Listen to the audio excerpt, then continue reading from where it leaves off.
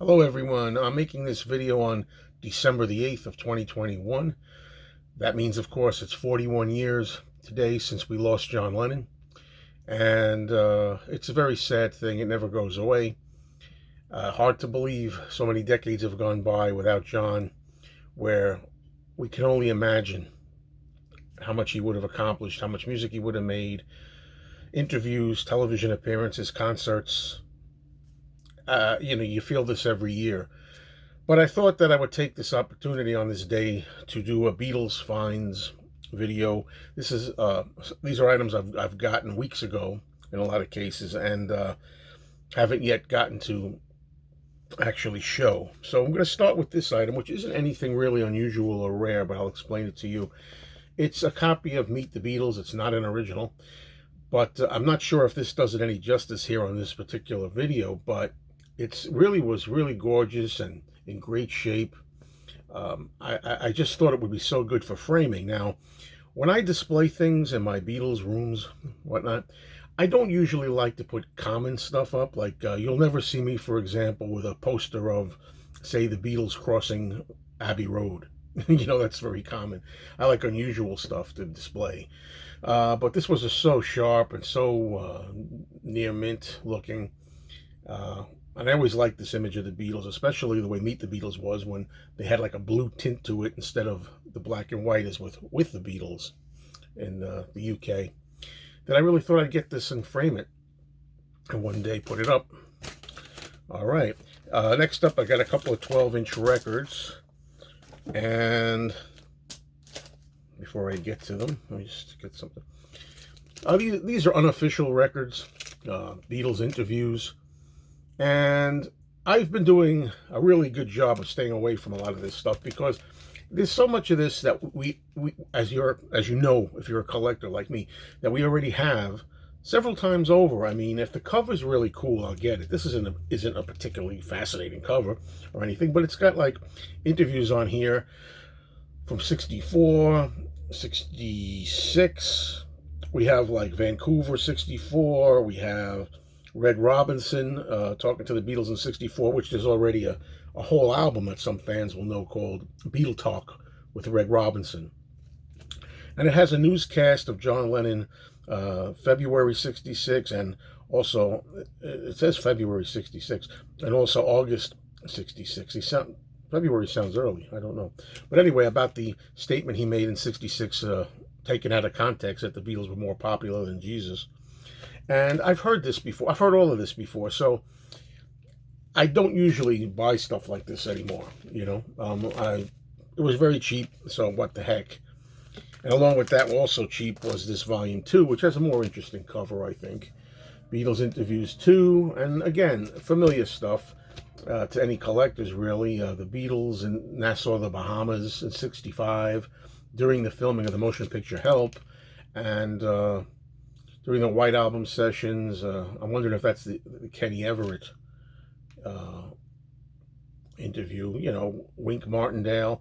It's all stuff that that we've had. So even though it's not obvious here, I do stay away from a lot of this kind of repetitious stuff these days, but the price was right. I was in the mood, so why not? All right, here's an interesting item. I don't think I've ever seen this before.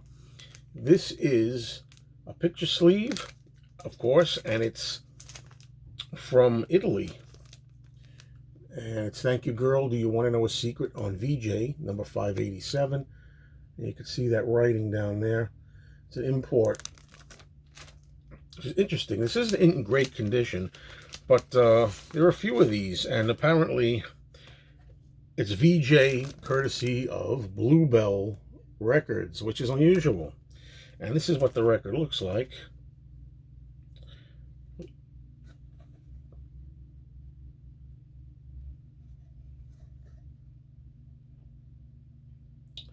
And I just thought it was pretty cool.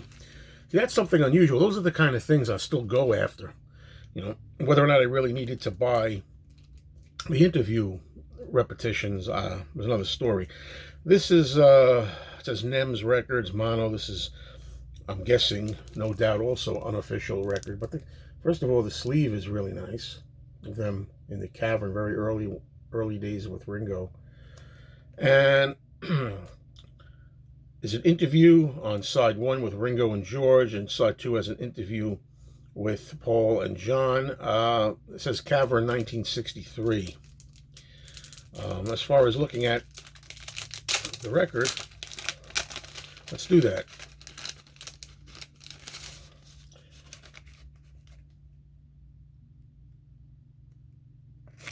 All right, so that was an interesting item. Okay, this I had to get. Now, this says Cavern Club on Matthew Street. But what's interesting is the back of it, and you can't really read it. I saw her standing there. You might have heard this tape, which I love. It's an early version of I saw her standing there when John is playing the harp, aka the mouth organ or harmonica. And you can hear that kind of running through the song. I saw her standing there. You know, it's an early version. And there's one after 909 that they do a couple of times here. And looks like Cats Walk. Yeah, and the source, the date has always been hard to figure. They think the date is maybe October 62 at the Cavern Club. And the sound quality is pretty good. We've heard this tape. A lot of people have heard this tape. It's early. Ringo's pretty new to the band, and I really enjoyed it, listening to it. I won't show you the label. It's not really an interesting label on this one. Okay, next up, I haven't opened this yet. This says Going to Kansas City, Beatles 64. This was interesting looking. And it's a CD recorded September 17th, 1964. Well, the actual material of the CD wasn't around then, but you know. And press conference and Beatles photographs, courtesy of the Joe Russo collection. Now, I haven't opened it. Sometimes I see something interesting like this, so why not? And maybe I'll give this a look. See what we got inside here, because it might be something of interest to show. All right, so I'm going to just open this up.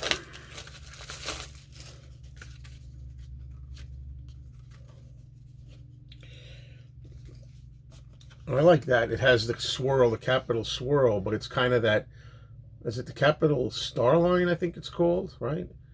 Or the Canadian look to it. It's got the minty green instead of the yellow and orange.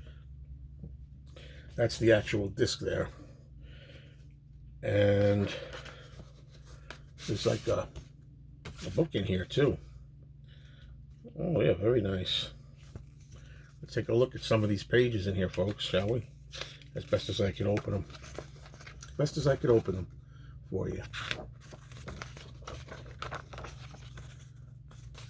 Yeah, this is worth it, even just for the book. This is a nice little package, a CD. A lot of smoking going on here. Smoking seems to be the thing these days as far as Beatles presentations, like the Peter Jackson Get Back docuseries. Yeah, this is really great. The book is fantastic.